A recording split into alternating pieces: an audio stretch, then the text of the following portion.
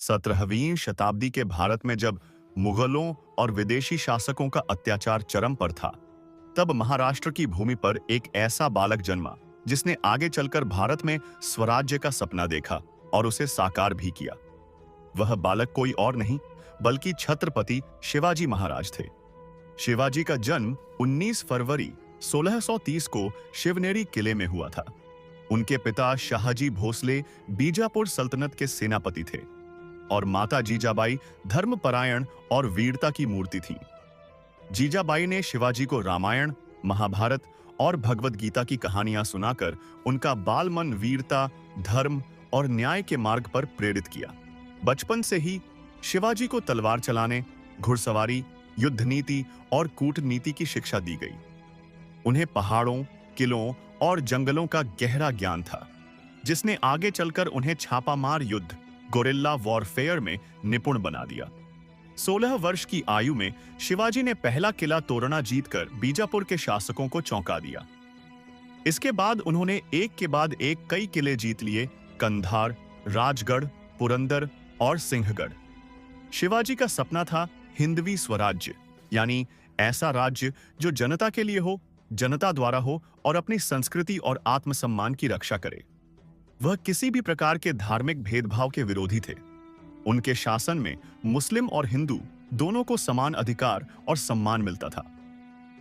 उनका सबसे प्रसिद्ध सेनापति तानाजी मालुसरे था, जिसने सिंहगढ़ किले की लड़ाई में वीर गति पाई। शिवाजी ने उनके बलिदान पर कहा था, गढ़ तो जीत लिया पर सिंह चला गया। शिवाजी का बढ़ता प्रभाव दिल्ली के बादशाह औरंगजेब को खटकने लगा। उसने अपने सेनापति शाइस्ता खान को शिवाजी को दबाने भेजा। शाइस्ता खान पुणे में शिवाजी के महल में ही आकर बस गया, परंतु शिवाजी ने एक साहसी छापामार योजना बनाई और रात के अंधेरे में महल में घुसकर शाइस्ता खान पर हमला किया। उस हमले में शाइस्ता खान की 3 उंगलियां कट गईं और वह भाग गया। इसके बाद शिवाजी ने सूरत जैसे अमीर मुगल शहर पर धावा बोला और अत्याचारियों से धन लाकर जनता के कल्याण के लिए प्रयोग किया। इससे उनकी ख्याति और बढ़ी।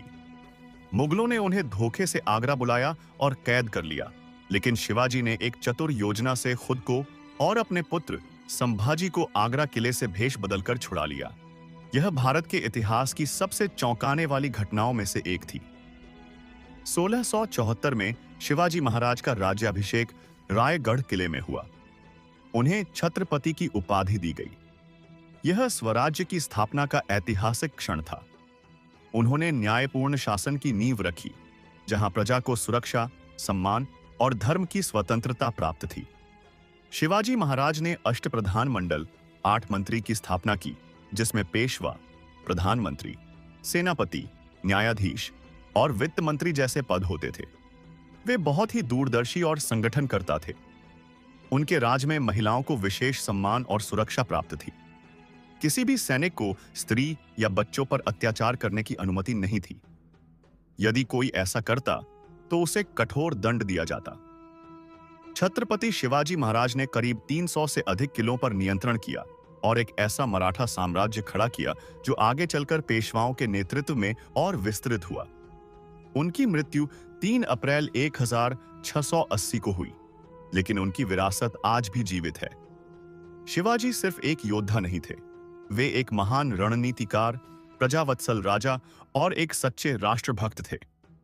उन्होंने भारत के इतिहास में यह साबित कर दिया कि धैर्य, संगठन और दृढ़ संकल्प से कोई भी महान कार्य संभव है। आज जब हम आजाद भारत की बात करते हैं, तो हमें यह नहीं भूलना चाहिए कि शिवाजी महाराज जैसे वीरों की वजह से ही वह बीज बोया गया था, जिसकी फसल हमें स्वतंत्रता के रूप में मिली। उनका जीवन हमें यह सिखाता है कि सपनों को साकार करने के लिए साहस, रणनीति और दृढ़ इच्छा शक्ति की जरूरत